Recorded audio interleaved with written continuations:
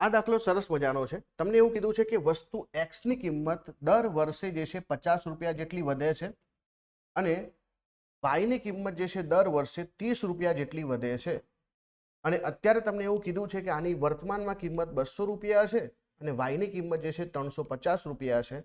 તો કેટલા વર્ષ પછી વસ્તુ એક્સ ની કિંમત વસ્તુ વાય ની કિંમત કરતાં 50 રૂપિયા વધારે હશે? એટલે કે અહીંયા જે છે એવો એક સમય આવશે કે જ્યારે વાય ની કિંમત જે છે એ એક્સ મતલબ એક્સ ની કિંમત જે છે એ વસ્તુ વાય ની કિંમત કરતાં કેટલી થઈ જશે? 50 વધારે થઈ જશે। તો હું જે છે વાય ની કિંમત વાય માની લઉં તો અમુક વર્ષો પછી આપણે જે છે આ વાય પ્લસ 50 કરવાના છે। હવે આને તમે જે છે અલગ અલગ રીતે કરી શકો, તમારું જેવું લોજિક લાગે। હું એવું માનું કે અત્યારે જે છે બંનેની કિંમતમાં તફાવત કેટલો છે? બંનેની કિંમતમાં તફાવત જે છે કે 200 છે આ 150 છે, એટલે કે 150 રૂપિયાનો તફાવત છે અને 150માં વાયની કિંમત વધારે છે।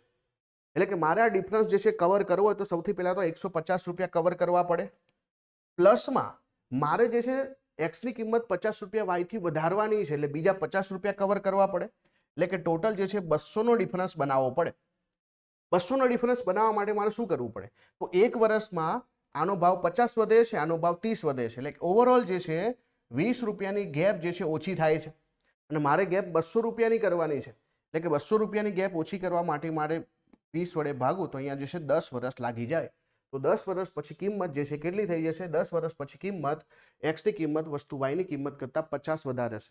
શરૂઆતમાં તમને વાયની કિંમત જે છે વધારે આપેલી છે અને તમારે લાસ્ટમાં એક્સની કિંમત વાય કરતાં 50 વધારે કરવાની છે, તો અત્યારનો ગેપ 150 છે, પાછળ તમારે 50 વધારવાના છે એટલે 200।